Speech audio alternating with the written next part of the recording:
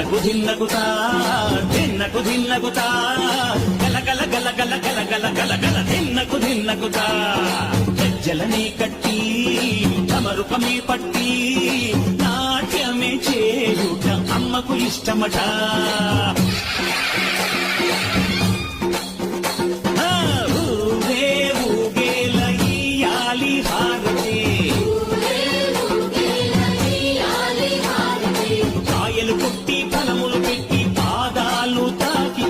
అడిగిన వరములు ఇచ్చును తల్లే.